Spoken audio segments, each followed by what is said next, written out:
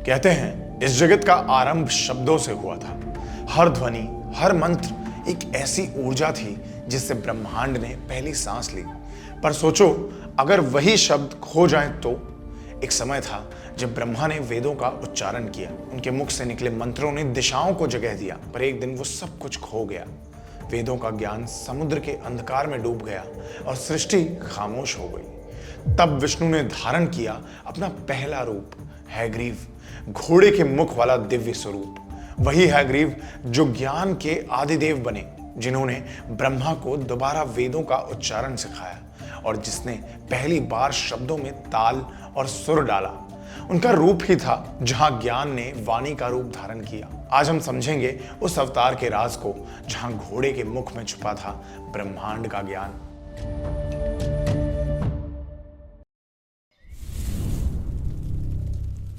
कहते हैं असुर हैग्रीव का जन्म ऋषि कश्यप के वंश में हुआ था और बचपन से ही उसमें असुर शक्तियां थी। उसने कठिन तपस्या करके देवी महामाया को प्रसन्न किया और उनसे एक ऐसा वरदान मांगा जो उसे अमर कर दे। देवी ने कहा, तेरी मृत्यु सिर्फ तेरे जैसे ही किसी घोड़े मुख वाले से हो सकती है। असुर ने सोचा, ऐसा तो इस ब्रह्मांड में कोई होगा ही नहीं, और खुद को अविनाशी समझा। वरदान के बाद हैग्रीव अहंकारी बन गया। उसने देवताओं पर अत्याचार शुरू कर दिए, उनका ज्ञान छीनने लगा और स्वयं को सर्वश्रेष्ठ घोषित कर दिया। उसका उद्देश्य था ब्रह्मांड के सारे ज्ञान पर अपना अधिकार जमाना। धीरे धीरे उसका अंधकार बढ़ता गया और वेदों के तत्व भी उसके कब्जे में चले गए। देवताओं ने जब देखा कि उनका ज्ञान मिट रहा है तो सब विष्णु के पास गए और प्रार्थना की कि हे प्रभु, केवल आप ही इस अंधकार का अंत कर सकते हैं। विष्णु उस समय गहरे ध्यान में थे। कहते हैं उनके पास एक दिव्य धनुष था जिसका डोर बहुत तीव्र तनाव में था। जब देवता उनके पास सहायता मांगने आए तब वह धनुष आकस्मिक रूप से टूट गया। उसके टूटने की ध्वनि से पूरा ब्रह्मांड कांप उठा और उसके प्रहार से विष्णु का मस्तक शरीर से अलग हो गया। देवता घबरा गए, पर तब देवी महामाया प्रकट हुई और बोली, ये सब लीला का हिस्सा है। असुर हैग्रीव का वध सिर्फ हैग्रीव ही कर सकता है। विष्णु को घोड़े का मुख प्रदान करो, तभी संतुलन स्थापित होगा। तब देवताओं ने विष्णु के शरीर पर घोड़े का मस्तक स्थापित किया और इस प्रकार जन्म हुआ देव हैग्रीव का, ज्ञान और सत्य का प्रतीक। इसी रूप में विष्णु ने समुद्र के तल में जाकर असुर हैग्रीव से युद्ध किया। युद्ध बहुत कठिन था।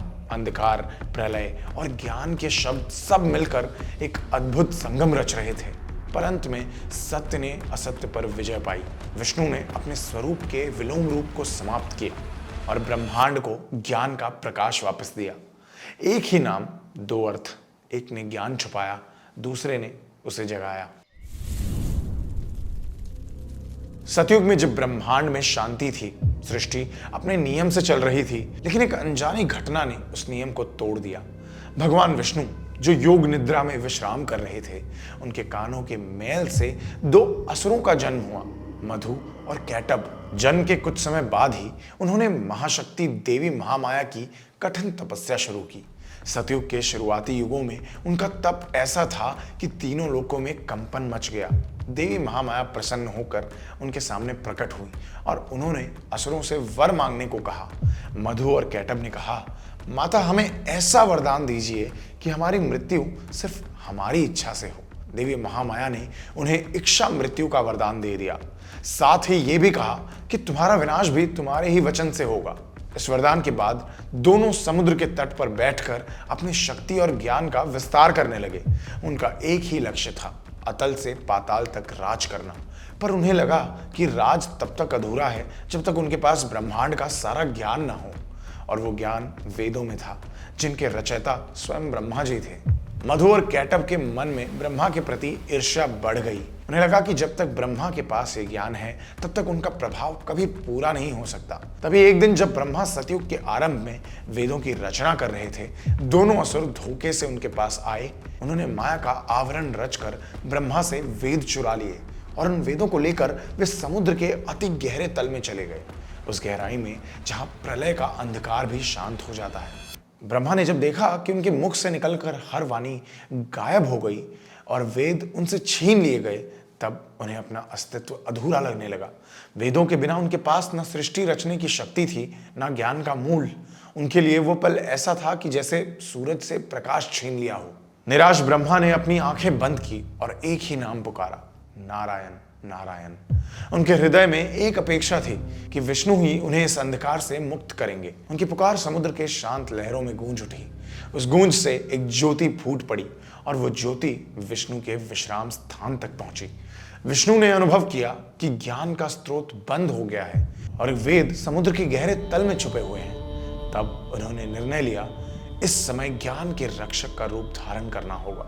इसी संकल्प से विष्णु ने लिया हैग्रीव का अवतार।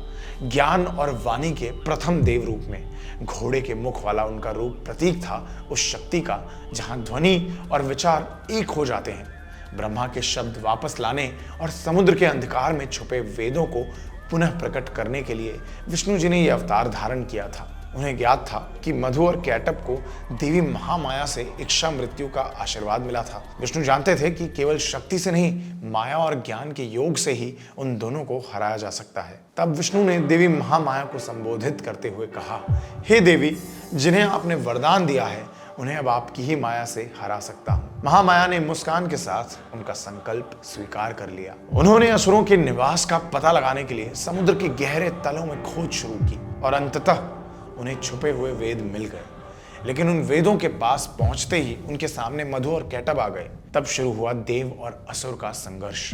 विष्णु हैग्रीव रूप में और मधु कैटब अपनी अहंकार भरी शक्ति के साथ। समुद्र गरज उठा, लहरों में बिजली से चमक गई। असुर अपने प्रहार से समुद्र को दो भाग कर रहे थे, लेकिन विष्णु का प्रभाव उनसे कहीं अधिक था।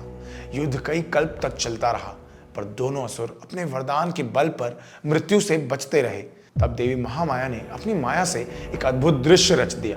समुद्र के मध्य में उन्होंने ऐसी माया की लहर उठाई जिसमें विष्णु और असुर दोनों ही अपने शक्ति के भ्रम में पड़ गए। महामाया ने मधु और कैटब के मन में एक विचार डाल दिया, तुम दोनों तो बड़े वीर हो, अगर इतने शक्तिशाली हो तो विष्णु को वरदान दो, क्योंकि शक्तिशाली वीर अपने शत्रु को भी दान देते हैं। मधु और कैटब मोहित हो गए।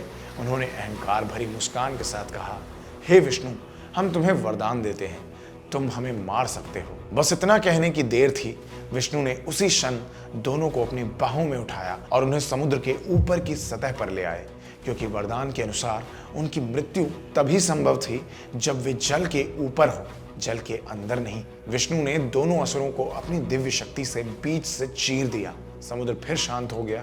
हैग्रीव ने वेदों को पुनः शुद्ध करके ब्रह्मा जी को वापस दे दिए। ब्रह्मा जी ने वेदों को अपने मुख से दोबारा उच्चारित किया और एक बार फिर शब्दों से सृष्टि का प्रवाह चल पड़ा।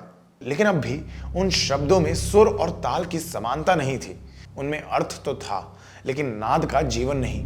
तब भगवान हैग्रीव ने उन शब्दों में सुर और ताल का संयोजन किया, जिससे ध्वनि में दिव्यता जाग उठी। उन्होंने हर मंत्र में लय, श्रुति और स्वर का तत्व डालकर उसे संगीतमय ज्ञान बना दिया।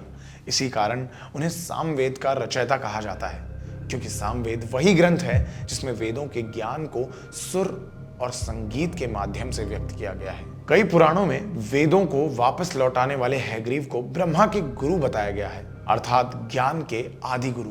कुछ प्राचीन ग्रंथों में यह भी कहा गया है कि हैग्रीव ने ही सूर्य को वैदिक मंत्रों का ज्ञान दिया था, जिससे सूर्य ने सभी लोकों में ज्योति का प्रसार फैलाया। इसलिए उन्हें कभी कभी आदित्य गुरु भी कहा जाता है। आज भी जब कोई विद्यार्थी ज्ञान की प्रार्थना करता है या कोई गुरु अपने शिष्य को विद्या अर्पण करता है, तो भगवान हैग्रीव को याद किया जाता है। उनकी आराधना विशेष रूप से भाद्रपद मास के शुक्ल पक्ष की पूर्णिमा को ही की जाती है, जिसे हैग्रीव जयंती कहते हैं। इसी दिव्य तिथि पर विष्णु जी ने घोड़े के मुख वाला रूप धारण किया था। इस दिन भक्त और विद्यार्थी स्नान दान के बाद हैग्रीव स्तोत्र और वेद पाठ करते हैं। उन्हें दूध, मिश्री और कमल के पुष्प अर्पित करते हैं। उनकी पूजा में श्रद्धा और शुद्ध उच्चारण का महत्व होता है, क्योंकि हैग्रीव वही शक्ति हैं जो शब्दों में प्राण भर देती है। विद्यार्थी, पंडित और तांत्रिक साधक सब उन्हें अपने अपने रूप में पूजते हैं। कोई इन्हें मानसिक शक्ति का देवता मानता है, कोई मंत्र सिद्धि का अधिपति। दक्षिण भारत में उनके मंदिरों में इस दिन विशेष उत्सव होते हैं। आसाम के हाजो स्थित हैग्रीव माधव मंदिर में, जहां माना जाता है कि प्रलय के बाद विष्णु यहीं प्रकट हुए थे, भक्तों का समूह मिलकर वेदों का उच्चारण करते हैं। तमिलनाडु के थिरुवनंतपुरम हैग्रीव पेरुमल मंदिर में उनकी पूजा ज्ञान के उत्सव के रूप में होती है, जहां लोग उनके आशीर्वाद से अपने जीवन में प्रकाश और विद्या की प्राप्ति मांगते हैं। ब्रह्मा के गुरु, वाणी के प्राण और वेदों के रक्षक हैग्रीव के रूप में विष्णु ने दिखाया कि असुर या देव, अंधकार या प्रकाश, सबके बीच एक ही रेखा है, समझ। और शायद इसीलिए हर युग में हर मनुष्य के अंदर एक हैग्रीव छुपा हुआ होता है, जो ज्ञान के समंदर में अपने ज्ञान को ढूंढने निकलता है। सवाल सिर्फ इतना है, हमारे अंदर का हैग्रीव कब जागेगा? अगर आपको ये कहानी पसंद आई हो तो इस वीडियो को लाइक करो, अपने विचार कमेंट में लिखो और चैनल को सब्सक्राइब करो, क्योंकि आगे हम लेकर आ रहे हैं और भी ऐसे ही राज जो सिर्फ कहानी नहीं, एक अनुभव है। See you in the next one.